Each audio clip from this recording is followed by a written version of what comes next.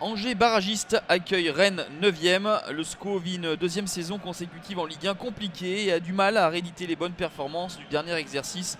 Les Angevins comptent 23 points après 23 journées, soit 14 de moins que la saison passée au même stade de la compétition. Un sursaut est donc attendu après le revers 4-0 à Toulouse, mais Rennes est dans le besoin de points également avec 7 matchs sans victoire. Christian Gourcuff était pourtant satisfait du contenu dans le jeu de ses hommes après le nul obtenu à Bordeaux.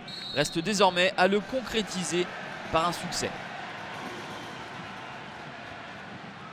Stéphane Moulin voit dans un premier temps ses joueurs en difficulté avec ce ballon de Giovannicio, le centre au deuxième poteau pour Johan Gourcuff qui se met sur son pied droit et essaye de trouver une fenêtre de tir, mais c'est contré au dernier moment par Traoré.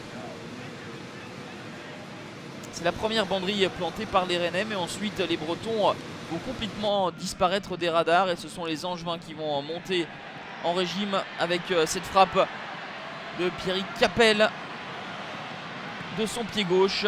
Ce n'est pas forcément puissant, mais c'était bien placé et Costil est obligé de se détendre.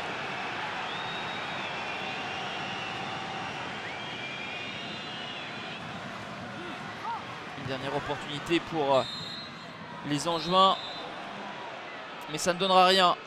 Clément Turpin siffle la mi-temps, 0-0.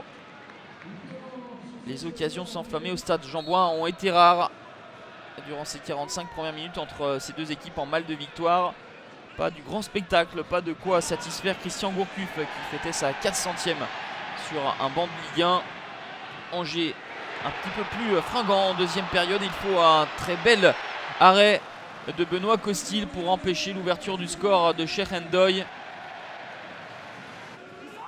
Finalement, Rennes cadrera sa première tentative à la 80e minute avec ce coup franc de Giovannicio.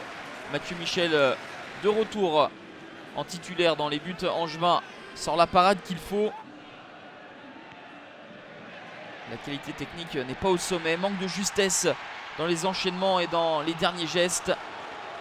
À l'image de Nicolas Pepe qui perd ce 1 contre 1 face à Benoît Costil. Il n'y avait pas de position de hors-jeu pour l'Ivoirien.